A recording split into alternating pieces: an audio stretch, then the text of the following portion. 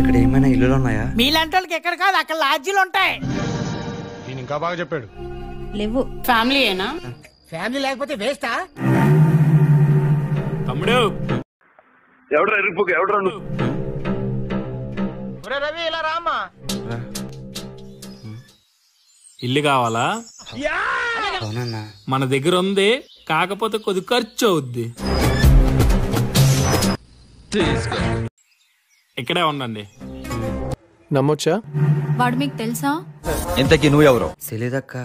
ఇల్లు చూపిస్తా అన్నాడని చెప్పి. వాడు పెద్ద దొంగమ్మా. ఇప్పుడా చెప్పేది? ఇప్పుడా? వాడినమ్మ ఎలా ఇచ్చారు?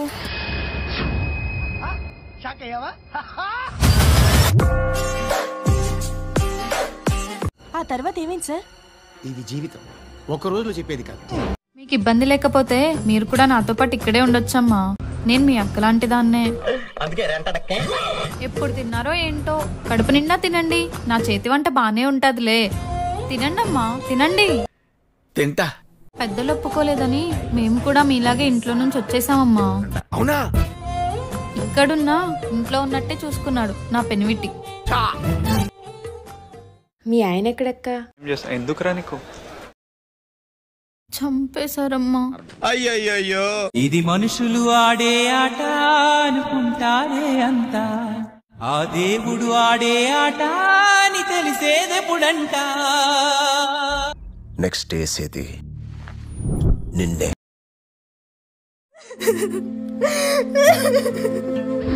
ఏమ్మా? ఒక్కగా ఒక బిడ్డ.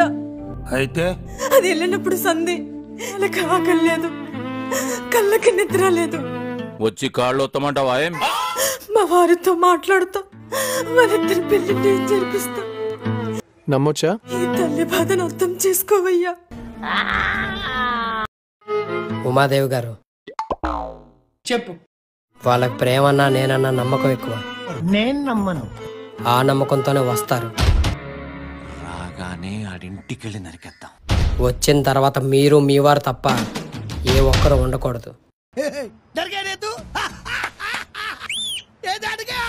సొమ్ములున్నాయి కదా అని పొగరు చూపిస్తే మేము స్టూడెంట్ పవర్ చూపిస్తాం. ఏంద్రా హీరోనా నువ్వు? బాడాకో బటనే. చూడు పొట్టిగున్న రూపు చూడు, చేవలేని చూపు చూడు. ఇలా నొక్కడమే.